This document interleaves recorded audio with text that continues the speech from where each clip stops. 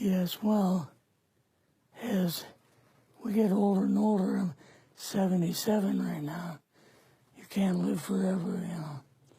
So if this procedure I'm going to have to clean the blood doesn't work, then I've got probably a few more months to make it before my kidneys shut down, you know. So that's kind of why I'm kind of going along with the interview at this time.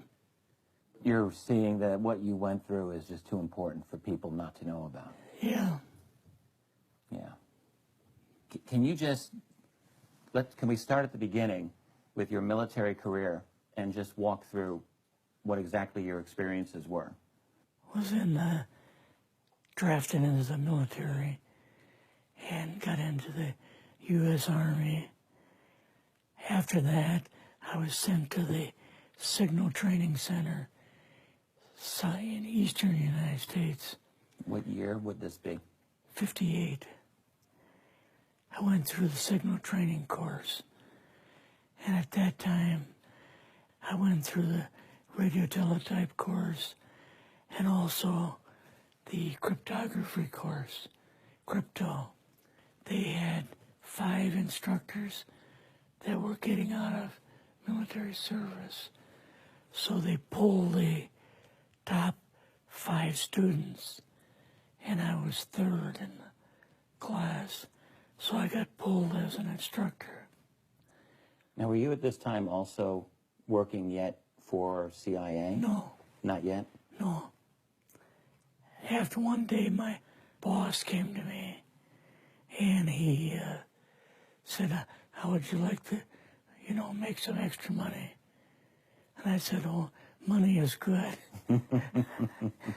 So he's explained to me that he could put it through, would have to get a top secret White House Q clearance for the job, And I thought, boy, must be a pretty exclusive thing, And I said, well, what is this? And he said that I'm director for the CIA for Eastern United States, And I said, oh, I didn't know that. And he said, you weren't supposed to. After about 6 weeks, my security clearance came through, and I got my CIA card.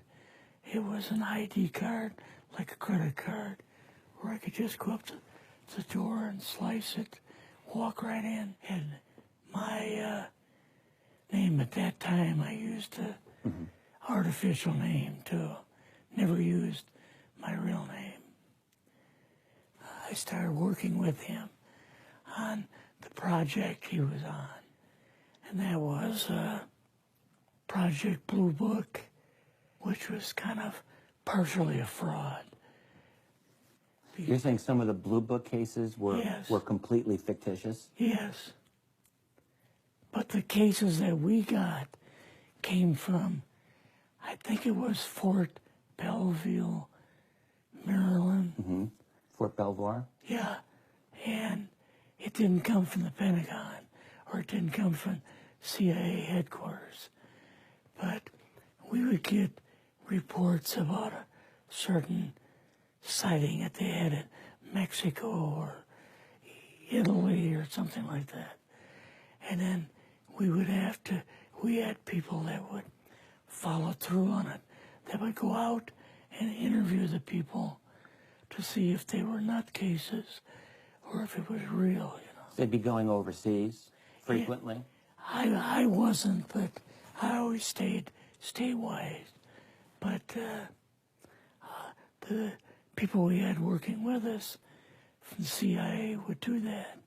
We would get like a new report probably a couple times a week. I was coming into the Army fresh off the farm, so I really didn't have much knowledge of anything, but my boss filled me in on Project Blue Book and what they had found so far. as far as Greys and aliens and the Roswell incident. How did you feel when this first got dumped on you? When you first learned about this? I was just kind of overwhelmed with all of this, you know. And I said to him, I don't know if I'm going to be able to be a judge of this type of thing. What's real, what's not, when I don't have much knowledge of it, you know. So... What did he say? He said, well, we have to build the information as we go, and you'll see how this thing is working out. And then the other thing is, of course, you really weren't able to tell family or close friends, obviously. No, I couldn't tell anybody. In fact, I had to take a vow that I wouldn't tell anybody. A lot of it for 40 years, and more of it for 50 years, which is up in 2010. You're doing all this crypto work. You're looking at images, photographs, video. It's 1958, maybe the fall of 58. What happened after this? At that time, the Project Blue Book thing kind of went pot, you know. If you remember, back in those days, they kind of declared it as a nothing, you know. Mm-hmm. Right. And they were telling the world all UFOs are misidentifications, hoaxes, balloons. Psychological issues, whatever. Yes. Yeah. So my boss came to me and he says, we've both got a new assignment.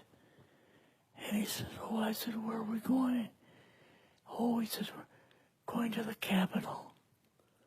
We're going to be part of the Eisenhower push. He's trying to find out something about all about these aliens that MJ-12 was supposed to find out, but never sent back reports to him. The MJ-12, the UFO control group, were they calling it MJ-12 at that time? Yes. They called us in, went into the Oval Office, and President Eisenhower was there and Nixon, and they said, we called the people in from MJ-12 from Area 51 and S4, but they told us that the government had no jurisdiction over what they were doing. So being a general, past general, you didn't tell them to go to hell without any real good reason, you know. Mm-hmm. So he said, I want you and your boss to fly out there. I want you to give them a personal message. And he says, I want you to tell them, whoever is in charge, tell them that to get in, they have this week, coming week, to get into Washington and to report to me. And if they don't, I'm going to get the First Army from Colorado, and we're going to go over, we're going to take the base over. I don't care what kind of classified material you got.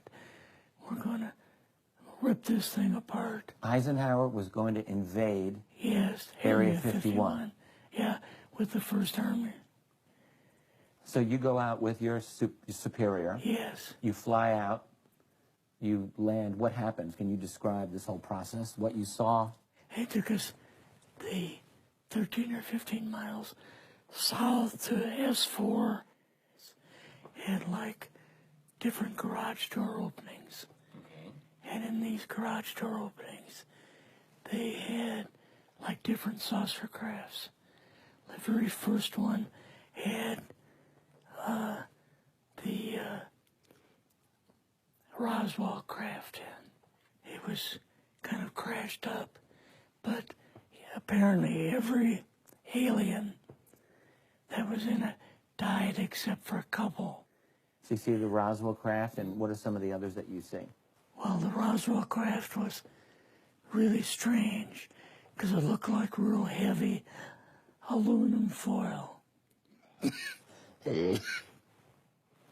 We could rock next to it, and you could rock it.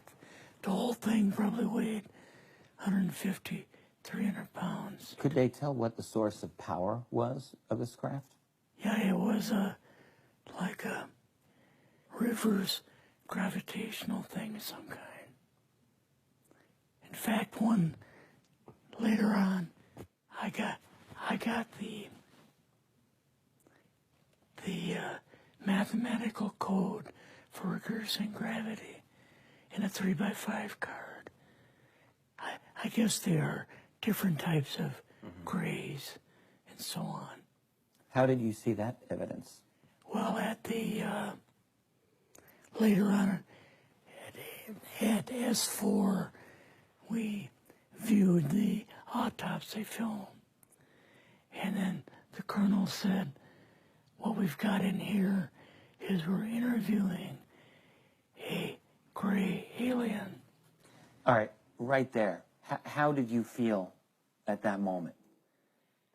Well, I thought, boy, we had no idea we were going to see the real thing. All we saw was film.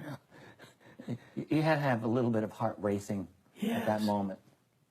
My boss was able to go in and had a partial interview with him. So what did this gray alien look like? Could you describe him a little bit? This one looked a little bit oriental. So I'm just wondering if it looked almost human, what about this didn't look human? No, it didn't look human as far as the skin tone and basically the shape of it and the size. How was its head size compared with a normal human, for example? Brain was kind of a little bit bigger. And some of the nose was very, very small. And the ears were just like holes. Mouth was very small. Now, why were they bringing you out here at all, anyway, to see an alien? What was the point? To go back and tell the president they actually had one. So he did not know at this point No, if there was an alien at S4. no. What did you do then at Area? Were you done, or did you have other things to do with Yeah, so S4? basically we were kind of done, went back to Area 51. They took us into the main building, and there we saw a U-2, which of course we didn't know existed. And a model of the SR-71. The Blackbird. So, but like I mentioned earlier, it was not a model of the current Blackbird, The earlier version. but an early version. Did you go directly to Washington after this? Yes. Or did you go somewhere else? How did they get, did you fly regular airline or? We flew back to the commuter plane back to the air base, and then took President Eisenhower's Lockheed Electra back to Washington. You and your supervisor, Yeah. superior officer, and now you're meeting with the president? Yes. Can you describe this? Well, we met with him in, the second story of the old OSS warehouse building. And Eisenhower and Nixon were there. And also Hoover was there. So he asked us what was going on. And we told him about the alien, the whole situation, and the black projects and so on. And he was just totally shocked. He appeared for the first time to be worried. You know, like he was worried. I would think that Eisenhower would, I mean, he certainly knew that flying saucers were real. Yes. He knew that there were aliens. So I guess I'm just wondering, what would he have been, really surprised about? Surprised about the black programs. Eisenhower said, got to keep this thing completely secret. You know, can't talk about this. Your actual name is, I mean, the name you grew up with, that was a different name than what you Yes. had in this. I never used it in the CIA at all. Now, what about today? You're going on the public record, and this is still sensitive information, even though earlier you talked about, you know, security oaths that maybe expire after a certain period of 50 time, years.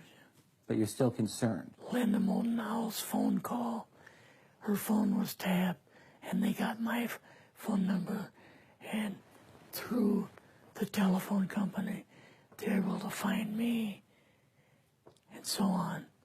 When they found you, what happened? I was going to a grocery store.